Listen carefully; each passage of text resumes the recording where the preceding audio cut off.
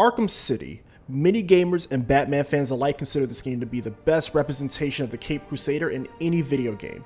Arkham City was definitely one of the most praised games of that generation when it was released. Arkham Asylum set the foundation, but City is the game that really put the series in the top tier category. This game pretty much had perfect scores from most of the top critics across the board.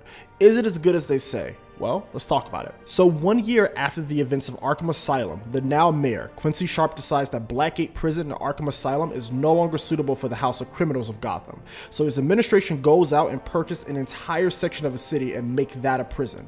To put that in perspective, that's like New York City saying Rikers is no longer suitable and buying an entire borough to house criminals. Just crazy. Sharp puts Hugo Strange in charge of this project, but of course Strange has his own motives, which is to pretty much wipe out the entire prison population with this plan called Protocol 10.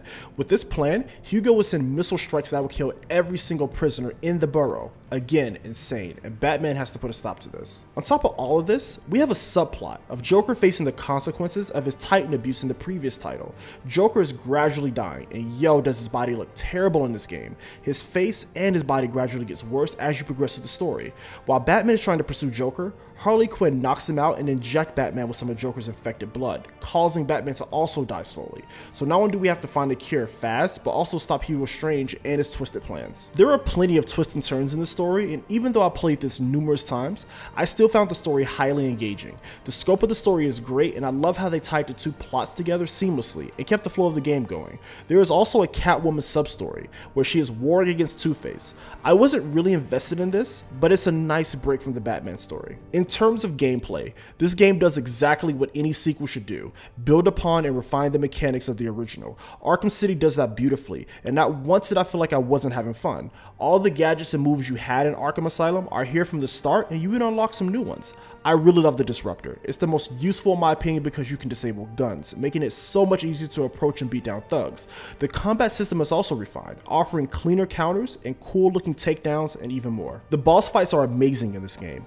Most of your favorite Batman villains are here. You have Harley Quinn, Mr. Freeze, Penguin, Ra's al Ghul, and even more. The standout bosses for me were Mr. Freeze, because you have to think of creative ways to hurt him without using the same technique twice, and Ra's al Ghul because the trial was just so fun to me, plus the way that boss fight looks, it's awesome. One thing that I love about Arkham City is how open the map is. There is so much to explore and look at while zipping around. Asylum had a decent sized map, but City had more visual diversity and more to see. If you're looking to 100% this title, you'll have tons to do. On top of that, there's also DLC and challenge maps you can play. Also, check out the alternative costumes for Batman. They're pretty cool. Arkham City is one of the best games I've played personally. If you're a fan of Batman, you will absolutely fall in love with this title.